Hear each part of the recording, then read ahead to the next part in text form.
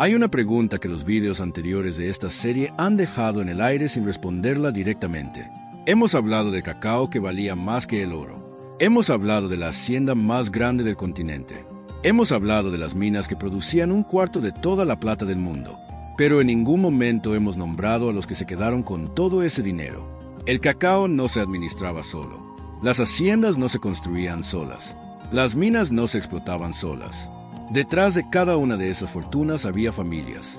Familias con nombres y apellidos, con estrategias matrimoniales calculadas durante generaciones, con capillas privadas construidas con plata de sus propias minas, con palacios en la Ciudad de México donde la vajilla era de plata maciza y los pisos eran de mármol traído de Italia.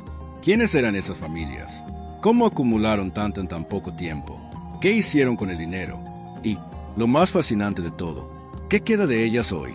Esta es la historia de la élite que gobernó la Nueva España desde las sombras durante más de 2 siglos. No eran virreyes ni obispos, aunque tenían más poder que muchos virreyes y más dinero que cualquier obispo. Eran mineros, comerciantes y hacendados que aprendieron a convertir el metal de la tierra en influencia política, en títulos nobiliarios, en matrimonios estratégicos y en monumentos de piedra que todavía hoy se pueden visitar. Y la más extraordinaria de sus historias no es la de quien llegó con más dinero desde España. Es la de quien llegó sin nada. En julio de 1716, un joven de 17 años desembarcó en el puerto de Veracruz. Se llamaba Joseph Gouaux de Laborde Sánchez. Había nacido en Oloron-Sainte-Marie, en los Pirineos franceses, y llevaba en el bolsillo lo que cualquier emigrante lleva cuando no tiene nada, el nombre de un familiar que podría recibirlo. Su hermano Francisco vivía en el Real Minero de Taxco, en lo que hoy es el estado de Guerrero. Era propietario de una mina de plata de rendimiento modesto, lo suficiente para sostenerse pero no para enriquecerse. Joseph llegó allí en agosto de 1716 y comenzó a aprender el oficio desde abajo. No tenía capital, no tenía contactos en la administración colonial, no tenía título nobiliario ni apellido de peso en la Nueva España.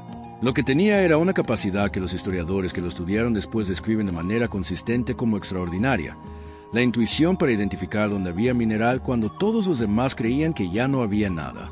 Francisco murió relativamente joven, dejando a Joseph su mina en Taxco. Era una herencia modesta, pero Joseph no la vio como un techo, sino como un punto de partida.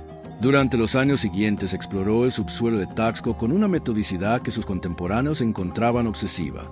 Cuando una veta se agotaba, él seguía buscando más abajo, más al lado, convencido de que el mineral seguía ahí, que lo que faltaba no era la plata sino la profundidad suficiente. En 1748, su intuición tuvo razón. En la veta de San Ignacio, dentro de la mina heredada de Francisco, encontró una bonanza, que era el término que los mineros novohispanos usaban para describir un hallazgo de mineral excepcionalmente rico. El mineral que salió de esa veta en los años siguientes era de una calidad que hacía que los administradores de la hacienda de beneficio tuvieran que revisar 2 veces sus registros porque las cifras no parecían reales. Joseph de Laborde, que es el nombre con el que la historia lo conoce desde que hispanizó su nombre francés, respondió a ese enriquecimiento súbito de una manera que dice todo sobre el tipo de hombre que era. No compró tierras adicionales, al menos no de inmediato. No se mudó a la capital. No organizó fiestas para la aristocracia virreinal para que lo admitieran en su círculo. Hizo algo que en la Nueva España del siglo XVIII tenía un significado que va más allá de la religión. Mandó construir una iglesia, no una capilla modesta, una iglesia que rivalizara con las más grandes de la Nueva España. El 12 de febrero de 1751, Borda presentó en el Palacio Virreinal los planos trazados por el arquitecto Cayetano de Sigüenza. Su petición era inusual.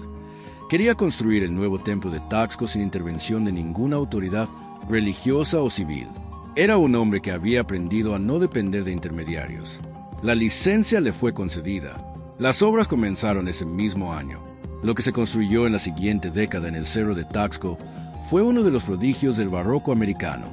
La parroquia de Santa Prisca tiene una fachada de cantera rosada trabajada con una densidad de detalle que los canteros tardaron años en completar. Sus 2 torres simétricas se ven desde kilómetros de distancia en el paisaje montañoso de Guerrero.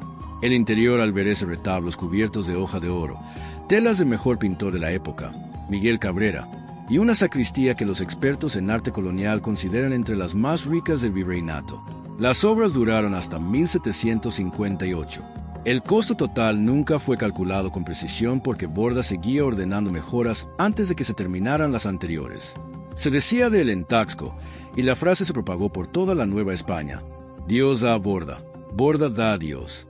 Esa frase no era solo un elogio a su generosidad. Era la descripción de un mecanismo de legitimación social que la élite novohispana había perfeccionado durante 2 siglos. El dinero que venía de la tierra era sucio en el sentido teológico que el catolicismo del siglo XVIII daba a esa expresión. Venía del trabajo físico, del comercio, de la explotación del subsuelo que en teoría pertenecía a la corona. Para que ese dinero se convirtiera en honor y en respetabilidad, tenía que pasar por la iglesia. Una iglesia construida con los fondos de un minero le decía a todo el mundo que ese minero tenía la aprobación de Dios sobre su riqueza. Y en la Nueva España colonial, la aprobación de Dios valía más que cualquier título nobiliario. La historia de José de la Borda no termina con Santa Prisca. De hecho, la historia más fascinante viene después. En 1760, las minas de Taxco se agotaron. No el mineral completamente, sino las vetas accesibles con la tecnología disponible. Borda había extraído durante 12 años todo lo que podía extraerse sin mayor inversión, y la inversión adicional que se necesitaría para seguir explotando excedía la fortuna que había acumulado. Se encontró en una situación que en el México del siglo XVIII tenía un nombre: la bancarrota. No fue una bancarrota menor. Era la ruina de uno de los hombres más ricos de la Nueva España. Los acreedores llegaron. Las propiedades se hipotecaron. El último activo de valor que le quedaba, el templo de Santa Prisca que él mismo había construido, fue hipotecado para financiar una última expedición al norte. Esa expedición fue a Zacatecas. Borda llegó a Zacatecas en 1767, con 68 años de edad, sin capital propio, con deudas que en cualquier evaluación razonable hacían imposible su recuperación. Los mineros de Zacatecas lo recibieron con escepticismo. Era un hombre viejo, arruinado, conocido por su éxito pasado, pero sin nada que respaldara una nueva empresa. Lo que Borda tenía era lo que siempre había tenido: su capacidad para leer la roca. Comenzó a trabajar en la mina de Veta Grande. Las primeras producciones eran modestas. Los primeros 2 años generaron una fortuna de 2 millones de pesos que le sirvieron para empezar a pagar sus deudas y construir la hacienda La Sauceda de Borda para la refinación de plata. Siguió explorando, siguió encontrando. Para 1776, 9 años después de llegar a Zacatecas con nada, había reconstruido su fortuna y pagado sus deudas. Ese año de 1776, después de lograr el desagüe de la mina Quebradilla y de liquidar sus compromisos financieros, Borda enfermó. El clima de Zacatecas, que a casi 2.400 metros de altitud y con sus temperaturas extremas no era amable con un hombre de sus años, le había afectado la salud y la vista. Se trasladó a Cuernavaca para vivir con su hijo Manuel, que era clérigo. Allí murió el 30 de mayo de 1778. La fortuna total que acumuló en sus 2 momentos de riqueza ascendió, según los cálculos de la época, a 40 millones de pesos. Era una suma que superaba el presupuesto anual de muchas regiones del virreinato. La ciudad de Taxco pidió que sus restos fueran depositados en Santa Prisca, la iglesia que él había construido. Su hijo Manuel se negó, por razones que las fuentes describen como resentimiento familiar. La ciudad de Taxco le construyó una pira funeraria de 5 pisos, como a un gobernante, y el rey Carlos III, que en Madrid recibió la noticia de su muerte, expresó su pesar por la pérdida de uno de sus súbditos más inteligentes. Un hombre que llegó sin nada de los Pirineos franceses terminó siendo llorado por un rey español. Pedro Romero de Terreros nació el 10 de junio de 1710 en Cortegana, Huelva. Era el 5º hijo de una familia de hidalgos rurales sin grandes recursos. A los 18 años, siguiendo el camino que muchos jóvenes españoles sin fortuna tomaban en ese siglo, embarcó hacia la Nueva España.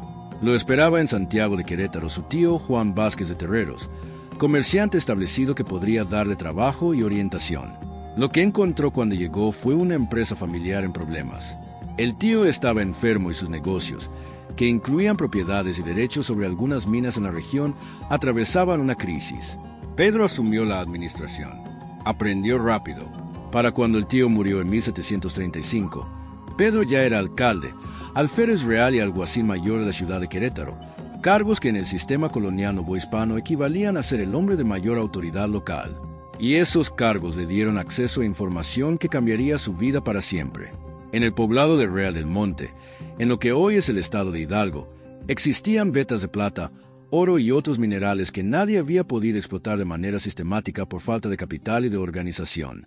En 1743, Pedro se asoció con José Alejandro Bustamante y Bustillo, que tenía permiso virreinal para explotar la veta llamada la Vizcaína. El arreglo era simple. Bustamante aportaba el permiso, Romero de Terreros aportaba el capital. Durante 7 años, la mina no dio los resultados esperados. Los socios invirtieron cantidades que los contemporáneos describieron como enormes. Bustamante, desesperado por la falta de resultados, estuvo a punto de abandonar en varias ocasiones. Fue Romero de Terreros quien mantuvo la operación con su capital y su convicción. Y en 1750, Bustamante murió en un accidente. Esa muerte dejó a Romero de Terreros como propietario único de la Vizcaína. Y fue precisamente entonces cuando la veta empezó a responder. Lo que la Vizcaína produjo en los siguientes años es difícil de describir sin que parezca exagerado. Fue la única veta explotada de manera significativa en Real del Monte durante los últimos 60 años del siglo XVIII. En su apogeo, tenía 900 familias de trabajadores asignadas exclusivamente a su explotación.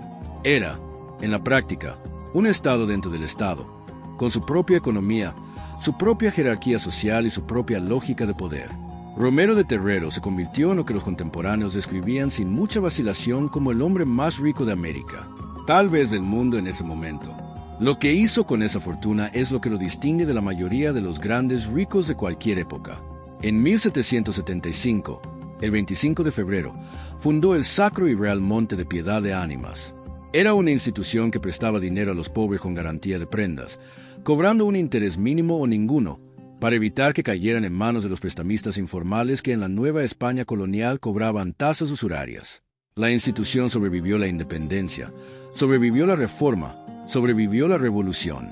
Hoy se llama Nacional Monte de Piedad y tiene sucursales en todo México. Es una de las instituciones financieras más antiguas del continente americano y fue fundada por un hombre de Cortegana, Huelva, que llegó a la Nueva España con 18 años y sin dinero. Pero Romero de Terreros no fue solo generoso con los pobres, también fue generoso con el rey. Regaló a la Armada Española un buque de guerra de 112 cañones bautizado como el Conde de Regla, que fue entregado a La Habana en 1786 por su hijo José María y participó en la batalla del Cabo de San Vicente en 1797. Regaló un segundo barco cuyas alcobas interiores estaban recubiertas de piedras preciosas. Financió operaciones militares españolas. Prestó dinero a la corona sin interés en varias ocasiones. Todo eso tiene una explicación que va más allá de la generosidad. Romero de Terreros quería un título, y en la España del siglo XVIII, los títulos nobiliarios no se heredaban necesariamente. Se compraban, se ganaban con servicios a la corona, o se obtenían como recompensa por donaciones suficientemente grandes. El rey Carlos III finalmente le otorgó el título de primer conde de Regla.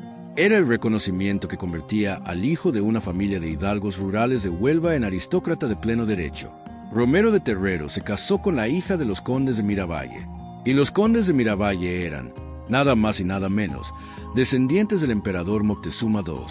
Con ese matrimonio, el minero de Huelva entroncó su linaje con el linaje del último gran gobernante del mundo prehispánico. Es el tipo de giro que la historia produce de vez en cuando y que resulta difícil de inventar precisamente porque parece demasiado elaborado para ser real. Hay una historia dentro de esta historia que merece contarse por separado, porque su protagonista es alguien que la historia oficial mexicana ha tratado de manera ambigua durante siglos y que sin embargo fue, en cierto sentido, la origen de toda la riqueza criolla que estamos describiendo. Su nombre era Tecuichpoizcaxochitzin.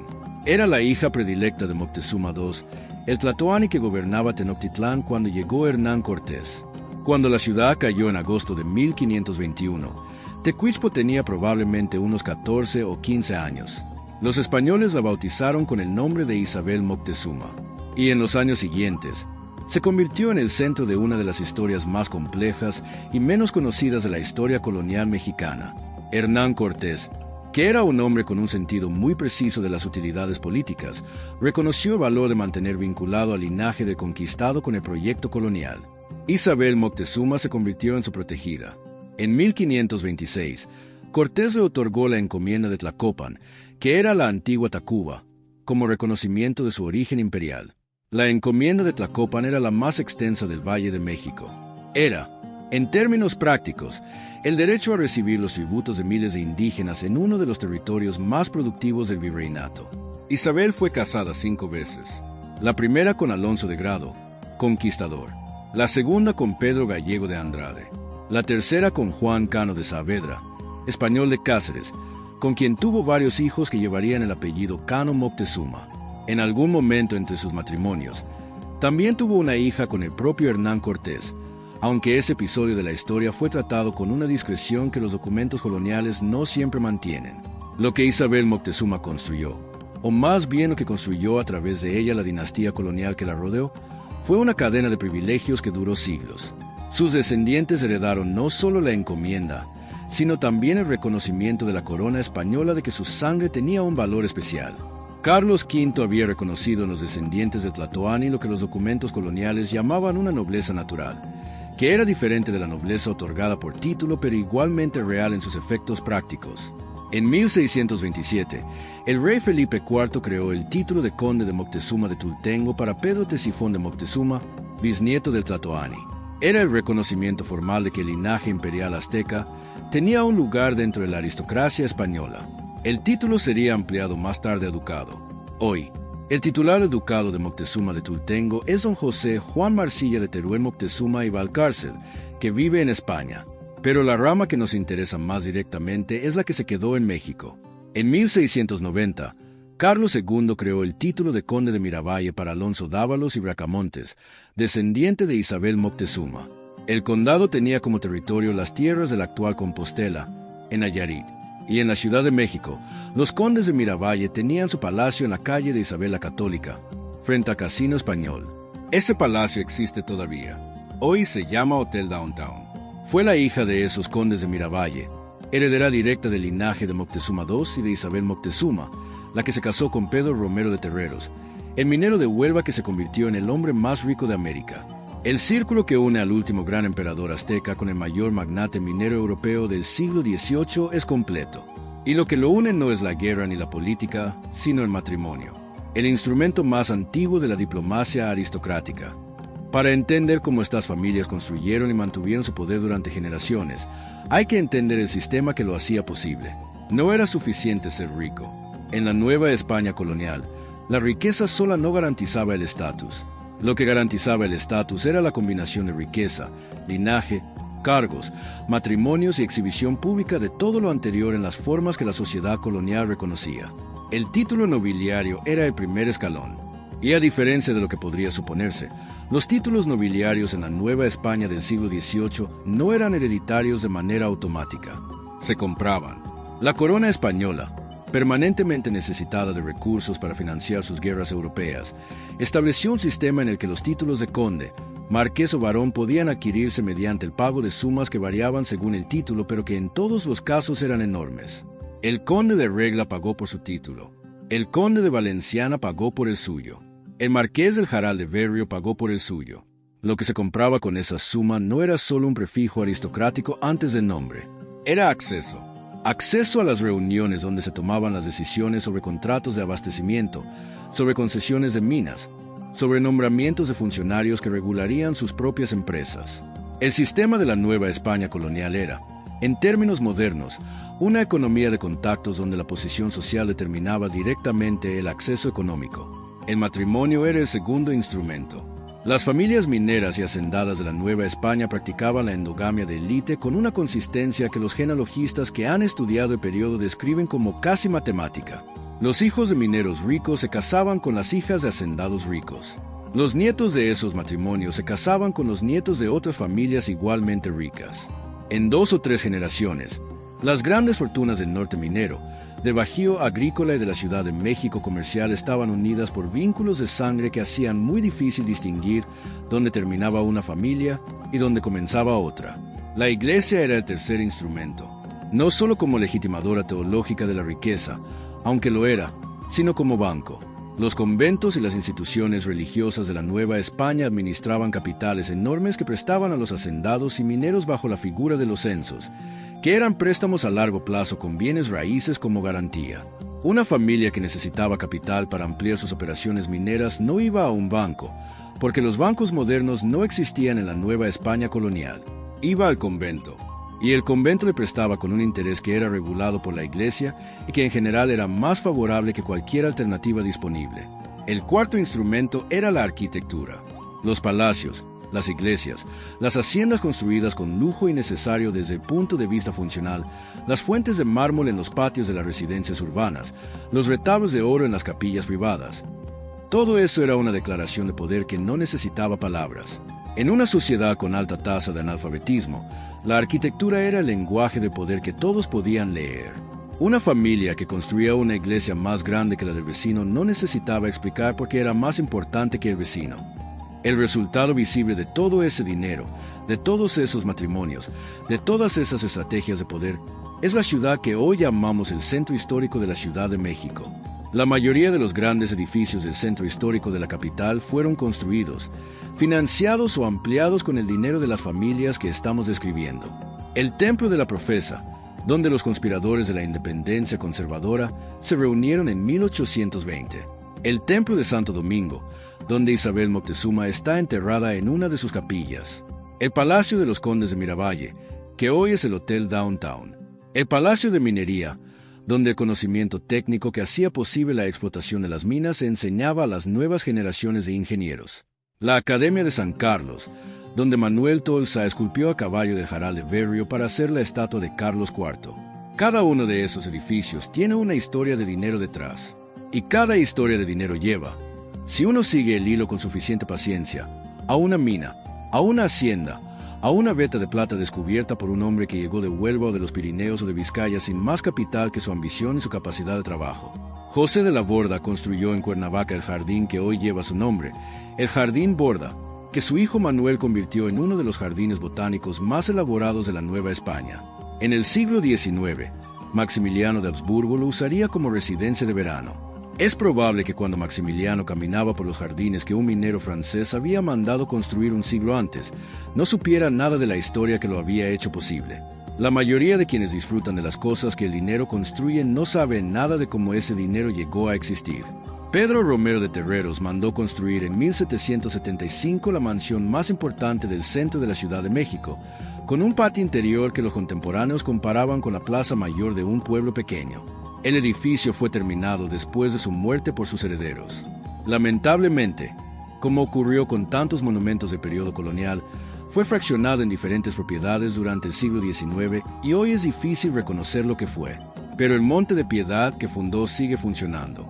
Es quizá el legado más tangible y más útil de todos los que dejó la élite minera de la Nueva España, porque a diferencia de los palacios y las iglesias, el Monte de Piedad no fue construido para exhibir poder, sino para resolver un problema real de la gente real que vivía en ese virreinato.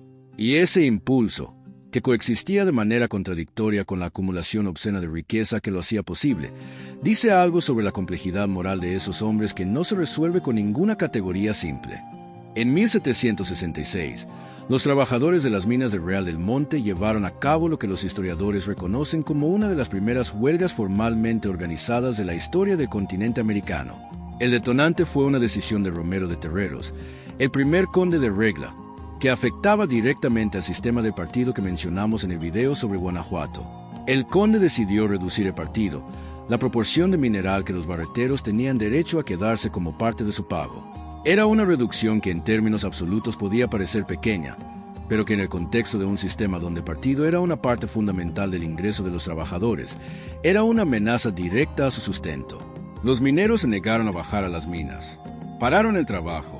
No fue una protesta espontánea.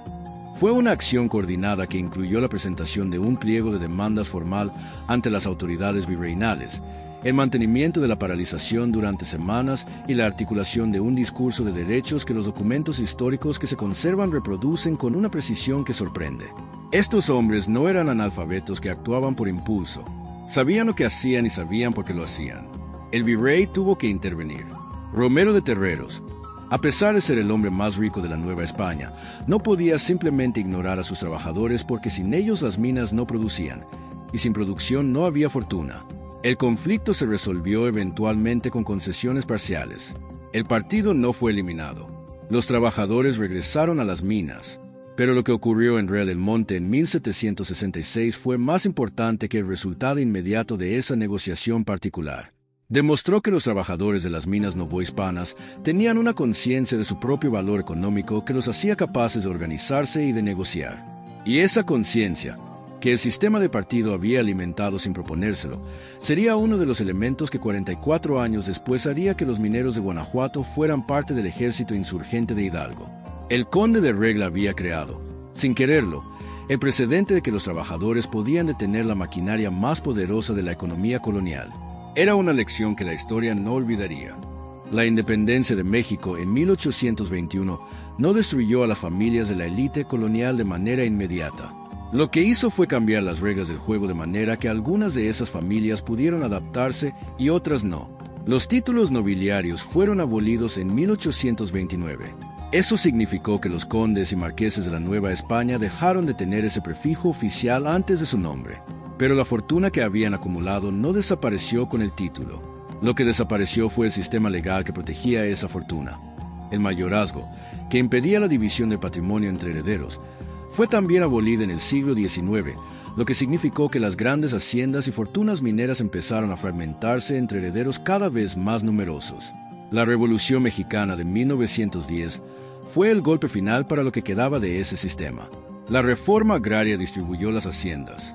La nacionalización de recursos naturales eliminó los títulos privados sobre los minerales del subsuelo.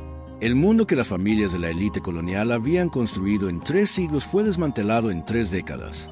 ¿Qué queda hoy de todo eso? Queda el Monte de Piedad, que sigue prestando dinero a quienes no tienen acceso al crédito formal, exactamente como Romero de Terreros lo concibió en 1775. Queda el Templo de Santa Prisca en Taxco, que sigue siendo una de las obras más extraordinarias del barroco americano. Queda el Jardín Borda en Cuernavaca, que hoy es museo y espacio cultural. Queda el edificio que fue Palacio de los Condes de Miravalle, que hoy es un hotel de lujo donde los huéspedes duermen sin saber que están en el espacio que los descendientes de Moctezuma II habitaron durante generaciones. Queda, en los archivos del Registro Civil Español, el título de Duque de Moctezuma de Tultengo, que sigue siendo reconocido legalmente en España aunque no tenga ningún efecto jurídico en México.